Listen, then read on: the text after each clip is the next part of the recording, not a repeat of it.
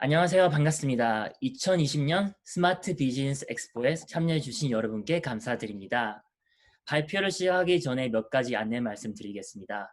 저는 이번 세션 사회자로 카이타에서 프레젠트 회장 직책을 맡고 있는 브라이언트 손지민입니다.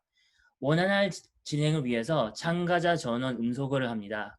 발표 중에 질문이 있으신 분들은 채팅창이나 Q&A 창을 통해서 한글 또는 영어로 사회자에게 질문을 주시면 발표 후 질문 시간에 종합해서 사회자가 발표자에게 대표로 질문하고 답하는 방식으로 진행합니다. 발표 내용은 전부 레코딩하고 이벤트 후에 공유될 예정입니다. 발표 중 여러분의 모습도 같이 레코딩될 수 있고 공유될 수 있다는 말씀드립니다. 발표되는 내용과 슬라이드는 달라스 한인상공회의소와 한인 IT연합회 카이타의 서면 동의 없이는 재사용하거나 공유하실 수 없습니다. 오늘 발표 내용이 필요하시거나 다른 분들과 공유하기를 원하시는 분들은 달라스 한인상공회의소나 한인 IT연합회에 연락해 주시기 바랍니다. 오늘 발표는 Build a serverless hybrid cloud using Supersonic Java 라는 내용으로 데니얼 오 님께서 발표해 주시겠습니다. 발표는 영어로 진행됩니다. Welcome everyone. Thanks for all joining us today at 2020 Smart Business Expo. Before we start, I'd like to tell you a few housekeeping items. The moderator for this session is Brian Sun, who is president at KAITA, Korean American IT Association. All participants will be muted throughout the session. Any question you may have, please use the chat box or the Q&A window to the moderator, either in English or Korean. The moderator will collect all questions and ask the speaker later in QA if time permits. This session will be recorded and shared later. During the session, some of you may be included and shared as part of the entire recording. All content and slides cannot be used or shared without the Dallas Chamber of Commerce and KAITA's permission.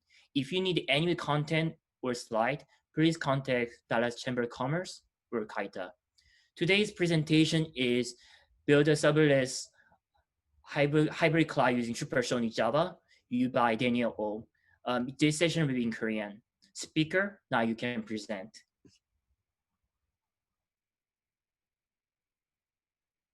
Thank you, Brian. That is a fantastic introduction. Hello, everybody. Thank you for joining my breakout session. So first of all, I'm going to share my screen. Before I start, where's my screen here? I think it's this one. All right. And I need to change it, the presentation mode. Okay, hopefully everybody's seeing my presentation mode. Okay, once again, thanks for joining one of my breakout session, the Build Serverless Hybrid Cloud using Supersonic Java. So maybe some people aware about what hybrid cloud is, and then so what Java is. So a lot of people, I mean, I'm trying to give you some more inspiration, many enterprise developer, but also the student developer, how to use the Java technology on the building hybrid cloud and build a business application. Even though many people prefer to know JS or Python or the other program language rather than Java, because Java seems to be old technology, but that's not true actually. I'm gonna give some evidence why that's not true today. All right, so here's my profile. Who am I? Name is Daniel O. I'm working for Red Hat as a technical marketing major, specialized in cloud area application development and Agile and DevOps practice rather than just solution. So I spent more than 20 years to give you some inspiration to many enterprise developer, but also IT operation team to build DevOps platform and cloud area application development like microservices and serverless application. In the end, every single enterprise company wants to build their own agile and cloud platform, even though the public cloud consumption or on-prem infrastructure. So this is my mission, and out of Red Hat, I am also responsible for CNCF ambassador and DevOps ambassador to give you some more evangelizing cloud native functionality, cloud native architecture for many developers and IT operation team. And if you just question about myself and my specialty or Red Hat technology or open source technology, just easiest way, follow my Twitter. Maybe you can subscribe my YouTube channel and find the interesting technical or even non-technical video tutorial, etc. Okay, let's get started. So just take a one step back in order to understand why we need to think about Java technology today and once again. So back in 1995, just 25 years ago, Java was unleashed upon the world. So this year, actually 25 years anniversary of Java technology. So at that time, Java was fantastic to implement a lot of business application around the world, along with the new internet technology.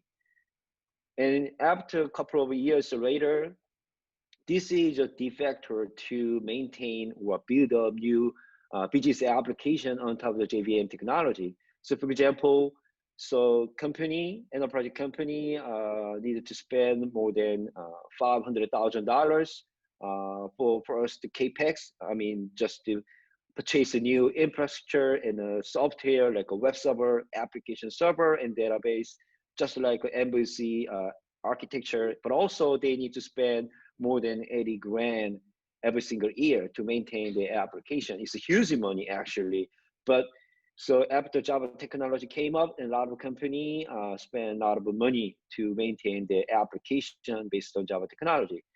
And then application architecture standpoint, here is de facto to build up your Java application to implement your business requirement.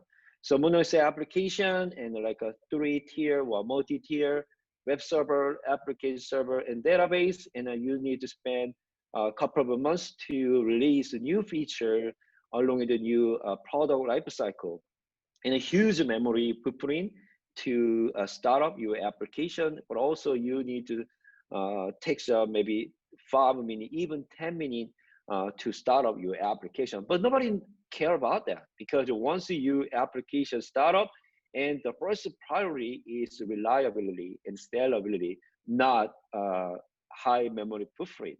So once your application start up, and no exception, no some downtime happening during the time. That is the enterprise application trend decades ago. So in the meantime, after 1995 and almost present day, there are a lot of outstanding technology were born. Like 2006, Amazon first of all served the public cloud instance, like also known as Amazon EC2 instance. At a time, so a lot of startup company or a small company not try to buy the infrastructure, just like I mentioned, $500,000, but they just pay to Amazon to use the instance rather than bare metal or virtual machine. And then 2009, Java huge change, improvement, and enhancement with the Java Enterprise 6. I was been there to develop a lot of Java Enterprise application, my ex-company. And then after that, 2013, just 7 years ago, the Linux container was named the Docker container, came up. It's a huge change all your runtime environment, like a infrastructure layer. So at a time, so we have only 2 different type of the infrastructure layer to run your application. For example, virtual machine like a VMware or a bare metal like a IBM. But now you got some single packaging container, and this container allows you have portability and immutability, which means you can run this application any environment, from my local environment like a Mac OS to public cloud or hybrid cloud. And after that year, Kubernetes came up. It's totally game changer around the world. So now So every single application, regardless of Java, .NET, Go, Python, all application can be running on any Kubernetes cluster. This is the default infrastructure layer to run your business application rather than single VM or single application server. So what happened with this new technology? So new application runtime for build your business application should be migrate or opt in these technologies. So after these technologies, so things change in every single enterprise companies. So now they're looking forward to consuming resources from public cloud like Google, Microsoft, or Amazon, and then they just need to pay the consumption. So for example, pay as you go policy, I'm pretty sure a lot of people already aware of that. So if you just spend 10 hours per this month, I just need to pay 10 hours consumption of your resources, just like your mobile application. You don't need to purchase a lot of big heavyweight infrastructure like a middleware or application server, and you don't need to spend $80,000 per month. This is a huge change. So what is the most important thing to use this new trend and technology? So first thing is, so small thing, make them smaller, and faster.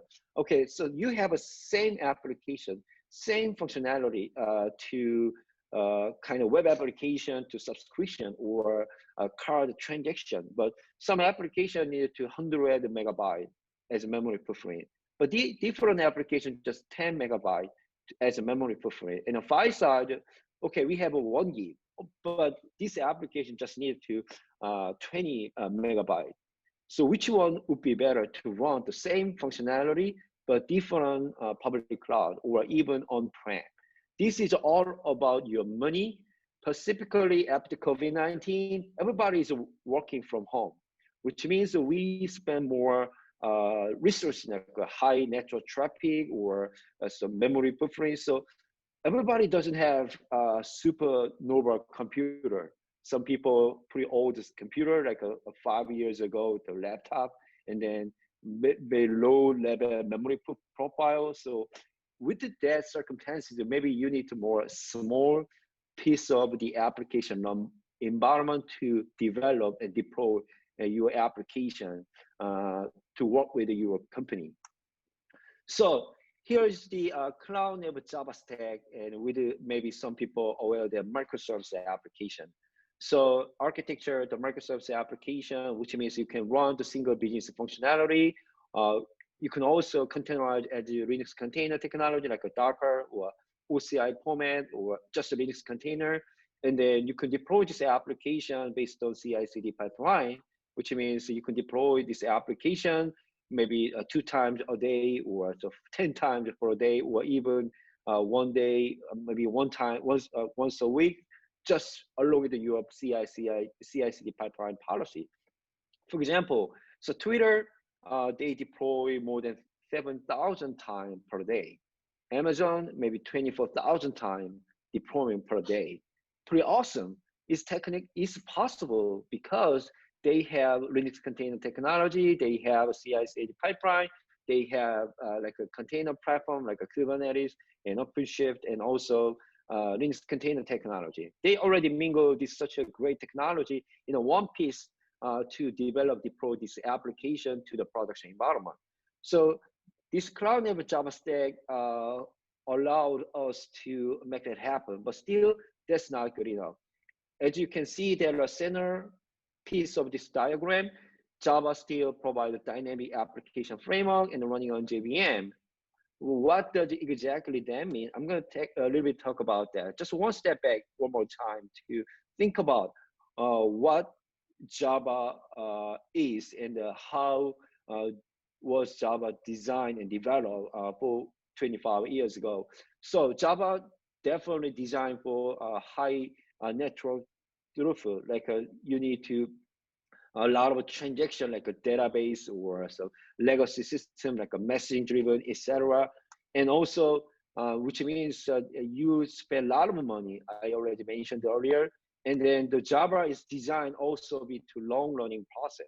Once you run your application, like a application server, and then there is no downtime at all, except for maybe operating system patch or security bug fix. Except those of cases, your application should be running all the time, like a 24/7, 365. No exception. Even your IT operation team lead or CTO doesn't allow to use downtime. So this is the first priority, and this is the one of the critical condition to maintain your Java application on your enterprise production environment. Yeah, still sometimes the application start up maybe 10 minutes or 5 minutes to load maybe 100 modules or functionality at the same time, but nobody care about that. Okay, we just start on my application. Let's take a break and take grab some coffee or some chat. And after 10 minutes, okay, the server is all up. I have 25 servers on my production environment, and all servers are up to serve a new application functionality. And we're gonna do that in after maybe next 6 months, maybe next year, maybe the Christmas holiday, something like that. But things change there because so all Java technology was born to implement the mutable system. Like you just need to just a few application server like a JVM, and they're running on top of that. But this is really cool thing because if you already have some experience to play with the Java application development, you know that when you build your application, Java application, you got the bytecode is immediate code, intermediate code, which means you can run that bytecode any app server and any app server on internet environment.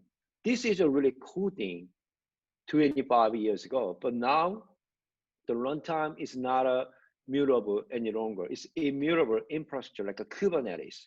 So every single application package one single container, Linux container. So Linux container is kind of some binary file, package one file, and then you can run that file any environment, Linux system, Windows system, and a Mac OS, even local environment in the production environment. You don't need to change anything.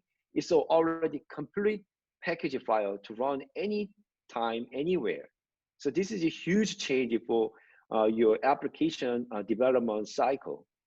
So Java is not good at, because Java was born 25 years ago, which means there are a lot of hurdles to fitting in Kubernetes technology and container technology. So here, just I want to give you some the hidden truths of why Java is not fitting container technology. As you can see, so the red box is Kubernetes container platform. It's a new container orchestration platform to manage your maybe hundreds of thousands of your container paths. And then the blue box means the same worker node that you can run your application with the same resource density. But as you can see in the left side, the Java is only you can run 4 application paths, but the Node.js is double time, 8 application, and Go is maybe 20, almost 3 times. So this is the one of the evidence. So many developers to try to run Node.js or Reactive.js, like a JavaScript technology, but also they're really looking forward to studying Go rather than Java, because this is a new technology. Java is a pretty old school. It's almost dead language, right? Then the Node.js Go is a pretty awesome for developing AI, ML, artificial intelligence, or a machine language, or some more cloud native stuff. So this is the reason why people saying that. So this is a very interesting survey. The New Relic take this survey early this year. So as you can see, only 6% the awesome developer just looking forward to using Java to develop the serverless application on Amazon. So a few years ago, people thought about serverless application can be very unique use case, like a standalone application, and then very small application and not mission critical application. But things changed. That any application should be changed to serverless application anytime, because any application doesn't need to run on all the time. So user experience perspective, you can go to specific web page, and then when you go to different page, the previous page doesn't need to serve any longer to you, which means that the application can be idle or can be hibernate during that time. So this is the reason why the serverless is a new trend or new the new capability to build your application. So a lot of architect or a lot of enterprise developer looking for the which application program language would be perfect for serverless application plus event-driven application. And luckily, we have a lot of tools, framework, and project. This is one of a good landscape of a serverless landscape in a CNCF the foundation. And as you can see, there are a lot of tools and framework and manages platform like Amazon Lambda or on-prem manageable platform like Kubernetes, etc. So what is your problem with that things? Too many choices. If you, so let's say you got a chance to make a decision to find the right tool, right framework to build your serverless application. But you know what? Every single enterprise company try to move forward to hybrid cloud rather than a single vendor's public cloud, which means they don't want to avoid vendor locking technology, but also more flexibility to deploy your business application. So same application can be deployed multiple cloud infrastructure like Amazon, Google, different region, different availability zone, and from on-prem to public cloud like a hybrid cloud. So all mingled technology should be considered when you build new cloud strategy. So, but most hardest thing to make that happen, too many choices. So, and you need to compare A or B or B or C and a C or a D. And okay, let's go back to A and D once again. So this is really hard for a lot of enterprise companies. So, but in the meantime, Java actually tried to a lot of innovation stuff. So they try to make it smaller to optimize in the Linux container technology, but also they created new garbage collector to make it some high performance like a Shenandoah. And also there are some multiple platform environment. They try to develop multiple platform environments such as Android and then the different Java runtime, etc. But still not good enough for us. So we need something different. So let me talk a little bit about the Quakrus. So Quakrus is a little bit awkward word term to many people. So this is two separate words. Quark is from physics, like a quantum. It's a very small, tiny thing. So because of people saying Quakrus supersonic subatomic, I'm going to show you why we call that. And us means just us and engineering things. So everybody engineering people try to make something smaller, tiny, and lightweight.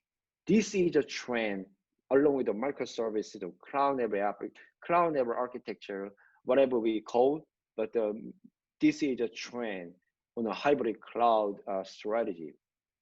So Quakrus is a 100% open source project invented by Red Hat, but there are a lot of company and a lot of open source developer join this project and make it better and greater last 1.5 years. And the Quakrus allowed us to develop cloud-enabled microservices and design a serverless application on top of the Kubernetes cluster. So as you can see, we have optimized in cloud-native Java stack based on Quakrus. And you can see, so any Quakrus application is actually Java application. The Java application on Quakrus can be changed to serverless at any time without any restriction. And then you start up like a millisecond. I'm going to show you this cool stuff in the next live demo. And then this is how the traditional Java working, but I'm going to show you that in a live demo as well. And one more thing is Quakrus, the beauty of the Quakrus. Actually, you have two options to build your application from like a traditional way, create your Java application and then running on top of JVM technology. But also you can have a native compilation based on ahead of time compilation strategy. And then you can run that application without JVM, just like executable binary file, like a Go or Python, etc. And also Quakrus provide the funky, I love this name, by the way. Quakrus Funky is a new serverless and a fast strategy. It aims to provide the standard portable Java API for developer to write a function and deploy that function across multiple serverless platform. As you can see, once Java developer create one single function based on this functionality, and then deploy multiple fast and serverless platform without any changes. Maybe some little bit tweaking thing, like you need to put your the target environment, like this is of deploying it to Azure or on my on-prem Kubernetes cluster or Amazon Lambda. This is just some configuration, but you don't need to change any your application code itself. So I'm going to stop talking here. So let's try jumping into my demo environment. Okay, so I'm going to maybe make it bigger. So here's my local environment of VS Code, Visual Studio Code. And there's several ways to get started to developing your Quakrus application. And then this is one of the way you can install or add extension Quakrus tool on your any IDE tool like a NetBeans or IntelliJ or VS Code, Eclipse, whatever you need. And once you added your Quakrus tool, you can create your Quakrus project directly, just like this. And then I just create a Quakrus project, and you can select the Maven Gradle as the packaging tool. So I'm pretty old guy, so I'm going to use the Maven tool today. And then here is my group ID, me, Daniel, and then the project, the artifact ID, the serverless demo, and the project, the version and project name. I'm going to just using default variable. But one thing is the Quakrus will generate the sample application to export the RESTful API. As you know, the cloud-native application, but also microservice application must export the RESTful API. That's one of the characteristic or 12 factor in a microservice characteristic. Okay, here's a sample application. I'm not going to add any extension. I'm going to talk a little bit about what extension is, just a little bit later. So I'm going to save in my file, my temp directory. Okay, here we go. Let's try to bigger one more time. Hopefully you can see my environment. Okay, so here's a Maven project. So if you have some Daniel, to, yep. Sorry, Brenda, I think it still shows your slide. So, oh. So I changed that actually. Because still the slides there. Yeah, can you stop and start sharing just quick, and maybe that will work. Weird. Okay, I'm gonna stop sharing and then try to share my screen.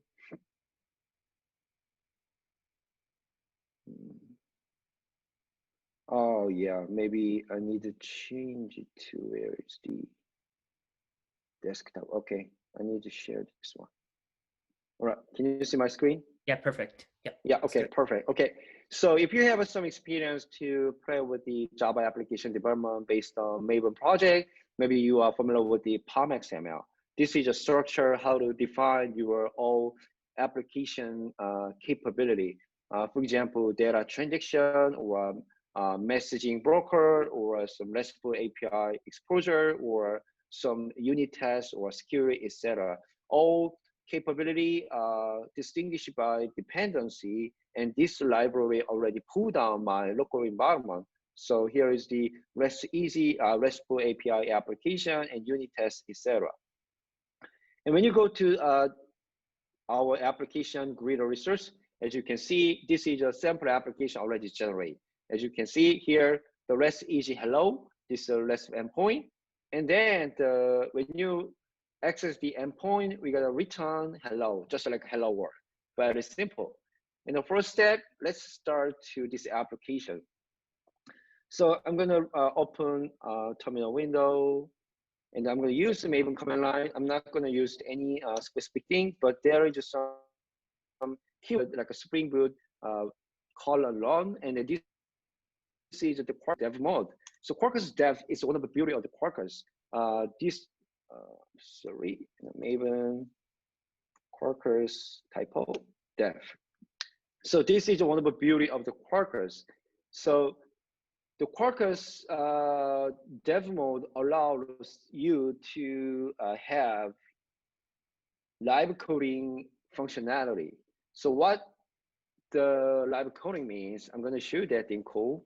So let's try to split terminal window and try to access to default port 8080, and then let's do easy hello. And now you got to see hello, just like our enter code here, right? And then, so let's say I am Java developer. I need to change my code from along with some bug fix or application enhancement like a business requirement. So let's say change to hello, welcome, let's say virtual Expo 2020.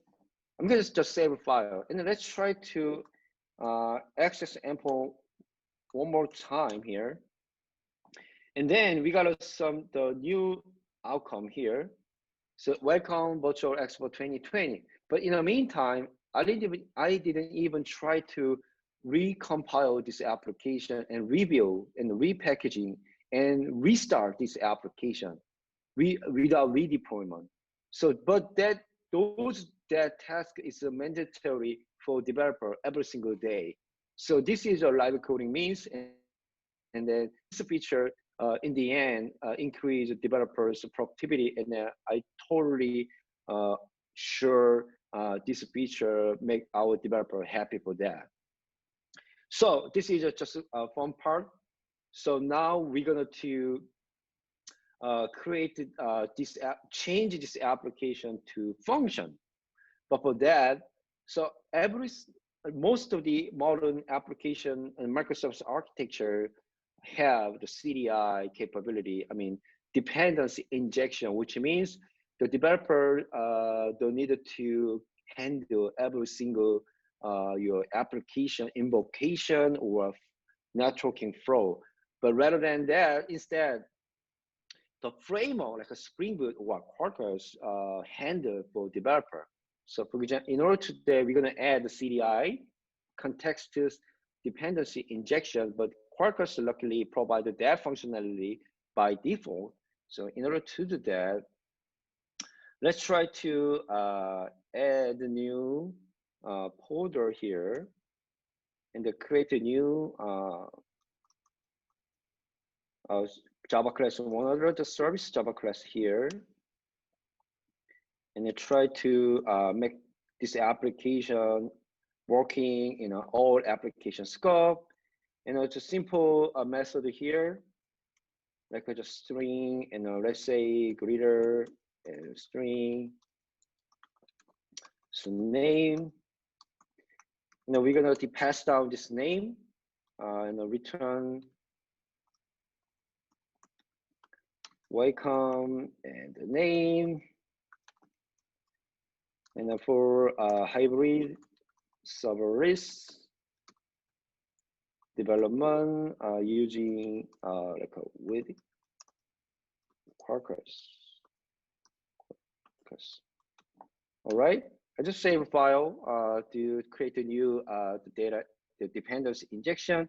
So in order to use that, we're gonna inject in our resource file, such as inject here and greeter service, and the name is service here. Okay, so purpose to use this service injection in our the cloud application. So as you already mentioned earlier, Quakrus provide a funky extension, like a new capability to evolve your existing microservice application into serverless application. So in order to that, we need to add Quakrus extension here. Try to funky HTTP binding, and automatically add the Quakrus extension. When you go to POM.XML, you can find a new dependency, just edit it automatically. This is one of the cool stuff. And go back to here. So we don't use to this annotation like expose URL any longer. We don't need to use any longer because funky make it happen. So just delete that one. No, we're gonna just delete all, and using the func annotation and delete all. Okay, so the code is pretty simpler rather than existing one. So some people assume that maybe when we change our existing microservice application to serverless function, okay, maybe it could be very complex, but turns out pretty simple, right? And then let's try to access to one more time, 8080, and then the func annotation allowed us to use endpoint like a function name with the exactly same name of your method name. So in this case, when you access the endpoint, is a method name like a hello. So we're gonna endpoint the hello, and then now we got to endpoint welcome virtual Expo 2020 for same functionality. And then this application already changed the function. Now we're gonna deploy this application to any serverless platform like Amazon Lambda or Kubernetes. So let's try to create another function here. So like once again, but you can also specify a specific endpoint as well as a function name, like a hybrid. It's a different name from your method name, and a public, and a greeter, and string name. Because I'm going to use the same. I'm going to use the CDI injection here, service and greeter, here, greeter and name. Okay, here we go. And string, all right, cool. Okay, so we just create a new function here. So actually this application has two different functions. One is hello, the other is greeter. So hello is a return the static code, and the greeter and the pass down dynamic variable like your name. In order to, let's try to access the new function, like my name, Daniel O, and the 8080, and the endpoint hybrid here. So now we got the hybrid Quakrus application here. So let's, fantastic. Okay, let's try to deploy this application Amazon Lambda. So in order to deploy Amazon Lambda, so we're going to add one more extension, like a funky extension, but you can see here Amazon Lambda binding. And once you add this functionality into our local environment, and then create go to one property, because there's you can deploy the one function into Amazon Lambda once, not two functions at once. So in order to that, we gotta Quakrus and func name export. Let's try to hybrid here. I'm going to save file, and you can actually change that hello, because the hello is a different function name. So, but we're going to use the hybrid, and then just using same Maven the command line, and then we're going to skip the unit test. So once you build your packaging application, so there are a lot of the handy thing to deploy your application into Amazon Lambda using Amazon CLI, etc. But luckily, Quakrus generate all your dirty job, like to create a new bash script, and then this all include all Amazon Lambda command line, etc. One thing you need to do, just run this bash script with some parameter like a create, delete, etc. So let's try to go back to my Amazon Lambda here, and just reload this Amazon Lambda page. And then there's no function here at this moment. And I try to, one thing you need to pass down your resource name is along with the Amazon credential. And I'm going to use my own and create here. So I'm going to just run this bash script on the target directory and manage that script file and create here. So it takes a couple of seconds to deploy this application to remote Amazon Lambda, but it sometimes depends on the network bandwidth or the size of your application or complexity of your application. Okay, we just successful, and go back to Amazon Lambda and just load, and we have a new serverless demo. And then let's try to create a test event. So event name, greeter, and then the name is, so my friend, the Bryant song. Yeah, thank you. Yeah, and I created that file and then just test file. And then it takes a couple of seconds to load up. And then now you can see here. So welcome Brian Son for hybrid serverless development with the Quakrus. So once you done your application test or even running on production environment, but sometimes, okay, I don't need to do this application, which means I don't need to pay the money for Amazon any longer. And then you just run the delete command line, and it just do 2 seconds, and then go back to function, and your application is gone. So pretty simple, but you can deploy the application. So I'm gonna show this application, showcase deploy this application, the same application to the Kubernetes cluster. Just before that, let me show you very fast testing. And then in order to that, let's try to delete this property, and then go to PalmXML. And I'm not going to use Amazon Lambda any longer here, so I'm going to delete this one.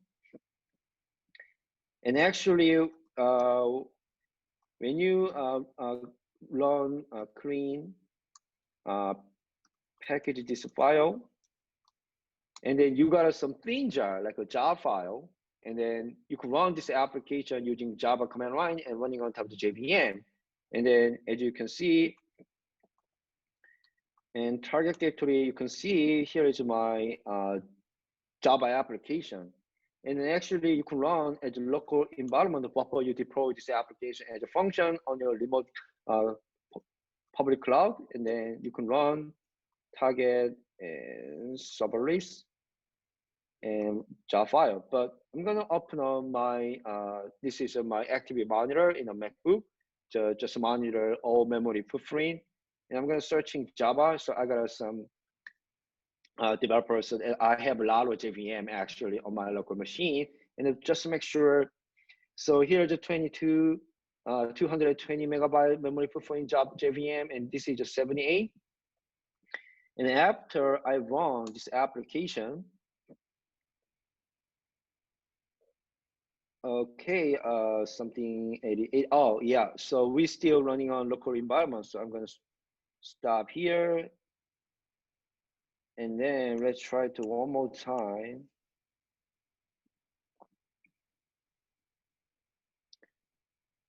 So try to one more time and target directory and serverless. serverless and jar file. Okay, here we go. And then, so let's try it one more time. Maybe make it faster. Okay, we got it here. And then we just need to point a second to start up this application. So one of the big reason to use the Spring Boot for many Java developers is super fast, but it takes maybe 1 or 2 seconds, but it's pretty faster than Spring Boot and any other Java application. But also when you go to memory footprint, and now you can see here 107 megabyte as a memory footprint to just run single RESTful API, actually 2 function on my local machine, 100 megabyte. Not bad, isn't it? And then I'm going to show you one more cool stuff. And actually, you can run this packages application with native compilation, as I already mentioned earlier in my slides deck. So during the time, we're going to create the thin jar at first, and then after that, we make the thin jar as an executable file, like a binary file.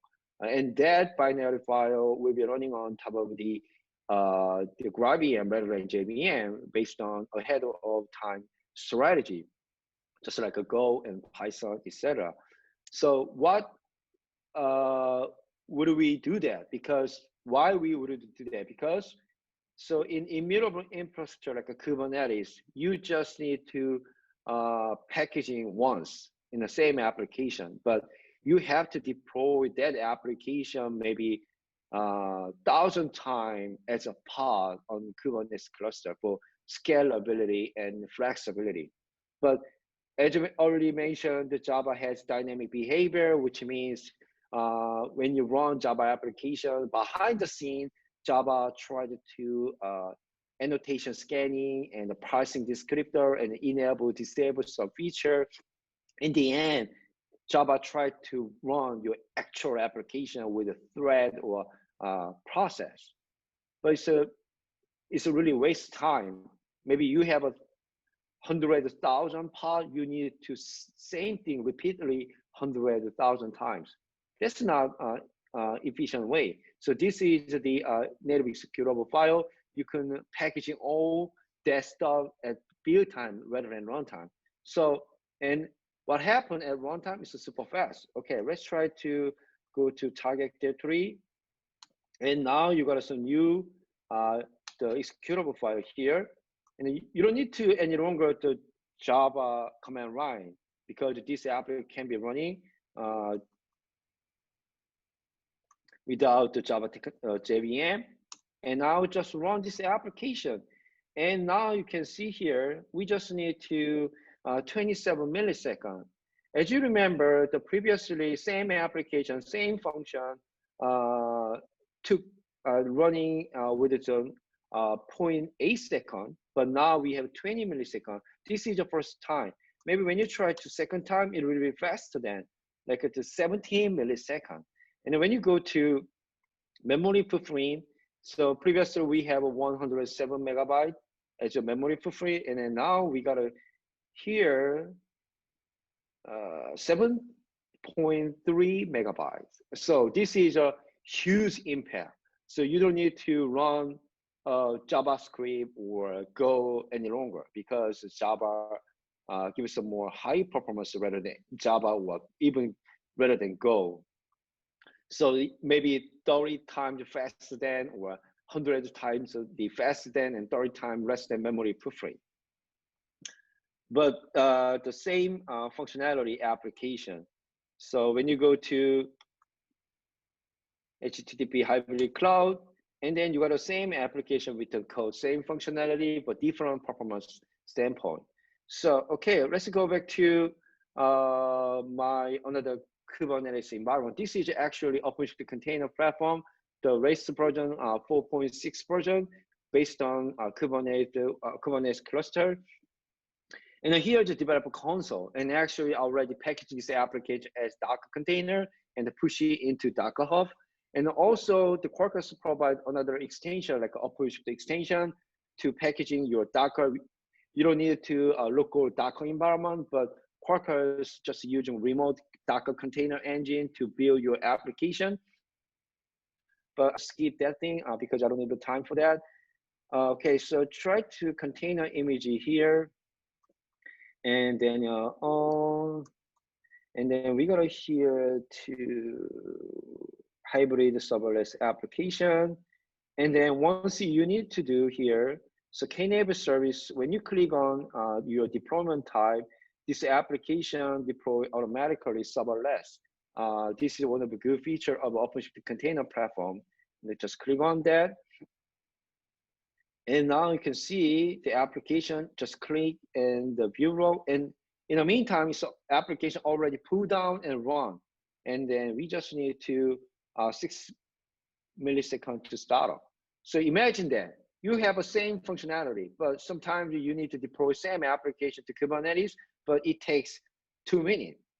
And then, but worst thing is you need to maybe 10 minutes to scale, make them scale out maybe 100 pod.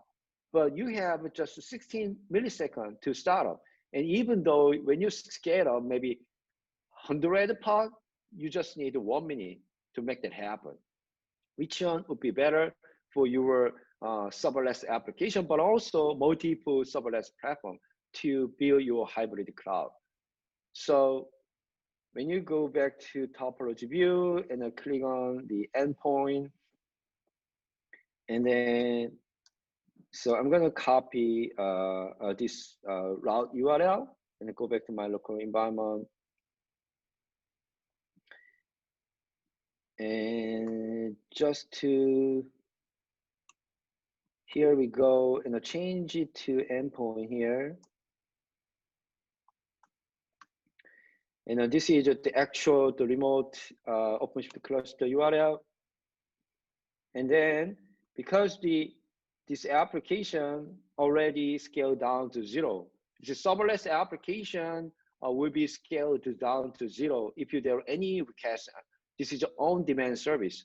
But in the meantime, your application is just up. So if I try to call this endpoint once again using the name, the Bryant, and so on, and then just let's just repeat maybe next 30 seconds, this part will be scaled down to 0 automatically. But just so we're gonna do that some fun part. Actually, one of the good features of the OpenShift container platform, you could change it, your the pod label like a Quakrus, and then you could show that actually Quakrus icon, which means you got a lot of the application at the same time on your topology, and maybe you sometimes need to distinguish it. So this application will be scaled down to 0 maybe after 20 seconds, in 20 seconds. So in the meantime, it will be, and so yeah, it's just terminating, and then it will be down to 0 maybe in next 5 seconds, I guess. And after that, we will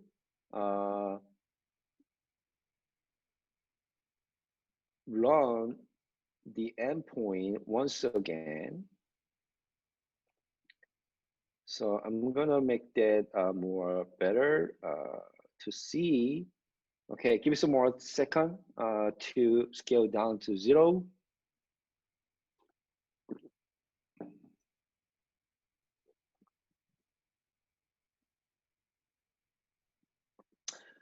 So almost there. Okay, we just scale down. So as you can see, there's no pod here, and when you call the endpoint, and automatically, as you can see in the left side, your pod is automatically up, and then the return is the normally working. So this is a cool stuff.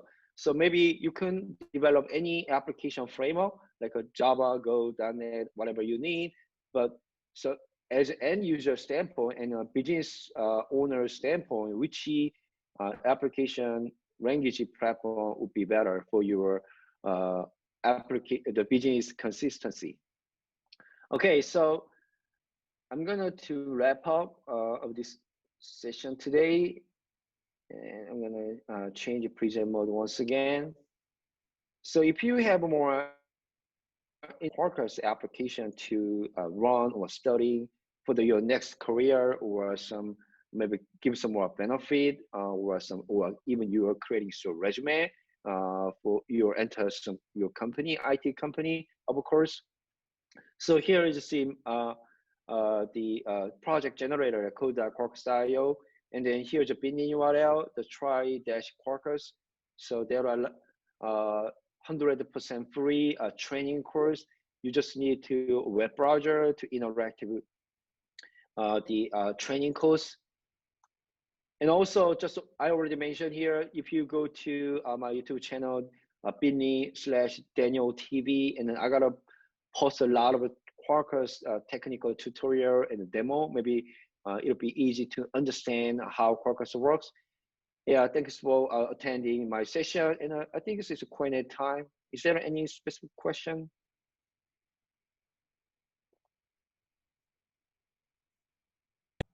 Can you guys see my screen? Yep. Thanks, Daniel. So I will take I think no question were asked, but if anyone asking question, please type in the Q&A chat window and we will answer. 질문 있으시면 Q&A 창에 적으시면 저희가 통역을 해서 대답을 드리겠습니다. Yeah, I just want to just wanted to say one thing for specifically the college student looking for some job in IT industry, and then you don't need to find some new technology. So the trend, the IT trend and the new technology is already arrived in hybrid cloud technology, and also with specific business requirement like AI, ML, and or some serverless or some machine learning, etc. And then in order to catch up to that new technology, maybe you were thinking about, okay, I need to something new, shiny thing, like a different stuff. But the Java still gives some good performance or better performance for take care of that business application. But also, there are more than 7 to 10 million Java developers around the world to develop business application every single day. So, which means still most of the enterprise company think about the importance of Java application for building their hybrid cloud and business application. So that's why I wanted some showcase.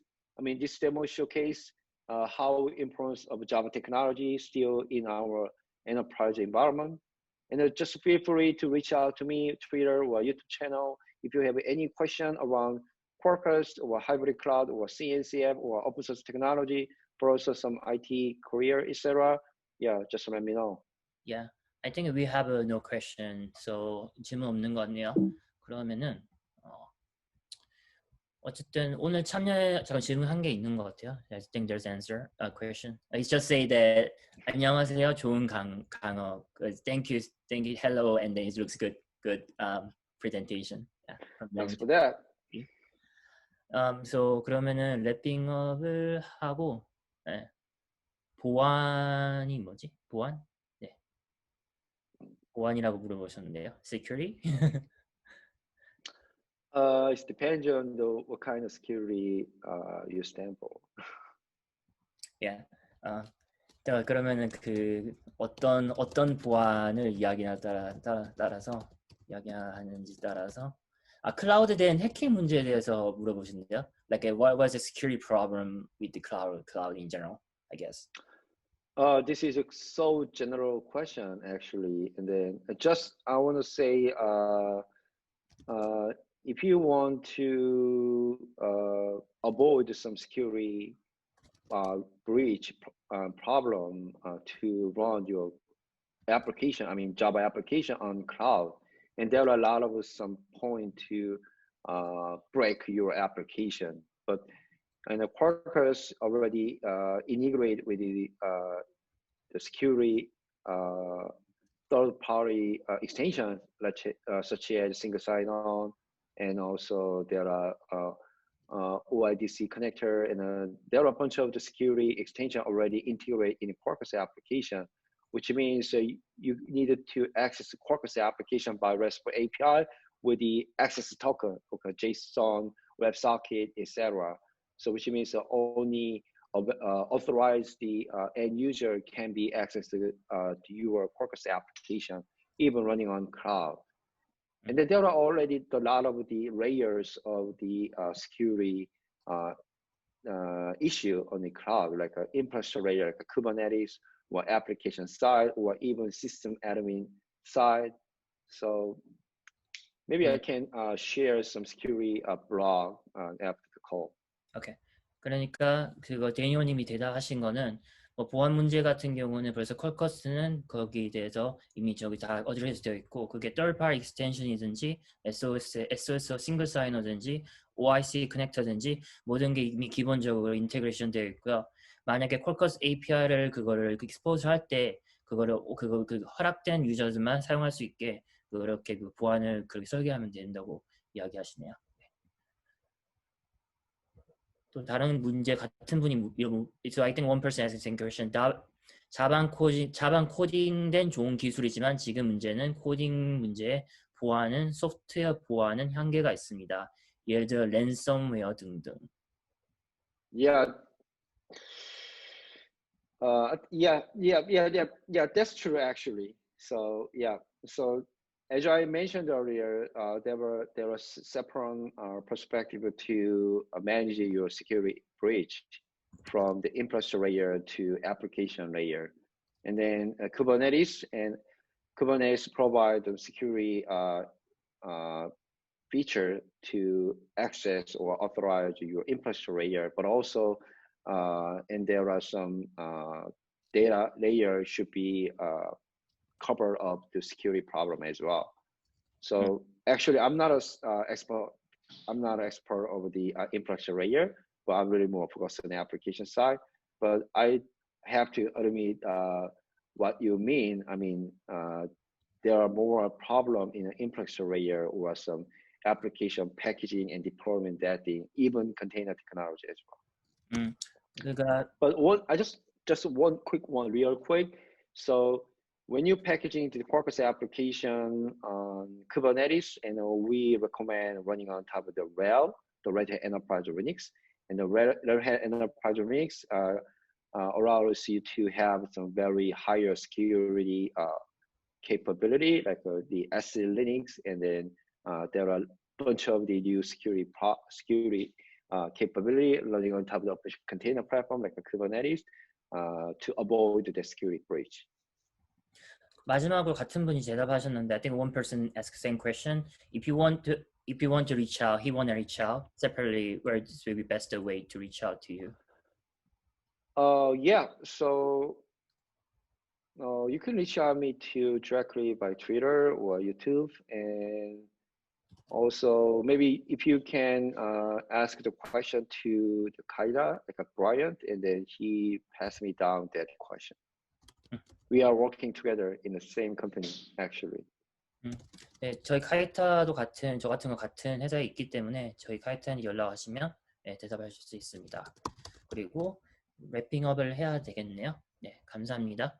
그리고 네. 오늘 참여해주신 여러분들과 발표해주신 대현님께 감사드립니다. 앞에서 말씀드린 대로 이 세션은 레코딩되어서 다양한 방법으로 나눌 예정입니다. 오늘 세션을 다시 보고 싶거나 못 보신 세션 있으시면 레코딩 세션으로 확인해 보실 수 있습니다. 오늘 멋진 2020년 스마트 비즈니스 엑스포를 준비해 주신 달라스 한인상공회의소와 세미나에게 도움을 주신 카이타 여러분들께 감사드리며 달라스 한인상공회의소와 카이타에 관해서 더 알고 싶고 궁금하시면 달라스 한인상공회 웹사이트와 카카오톡, 페이스북 다양한 방법으로 카이타 웹사이트 또는 contact@kaita.org로 연락 주시면 감사하겠습니다. 또한 카이타 ORG로 등록하시면 카이타의 업데이트를 뉴스레터로 받을 수 있습니다. 다른 세션도 많은 참여 부탁드립니다. 감사합니다. Thank you for all to attend the session today, and thank you, Daniel, for the awesome presentation. Today's session will be recorded and will be shared via various ways. If you want to watch today's session again or sessions you missed, please check the recorded session later. Special thanks to Greater Dallas Korean American Chamber of Commerce and KAITA staff to prepare this wonderful 2020 Smart Business Expo in these hard times. Please visit koreanchamber.org for more information. about the Korean Chamber of Commerce.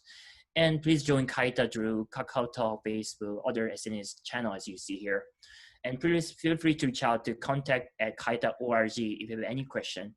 Thank for all participation, and please join again for the next session as well. I think there was one more additional question, but I think just 인사드렸네요. 유혹 한인상공회의소 이영태 부회장입니다. 감사합니다. 네, 그 분야까지 질문하신 분이요. 네. Yeah, I think it's all good. Thanks, Daniel. Thanks for joining in, and have a good rest of the day.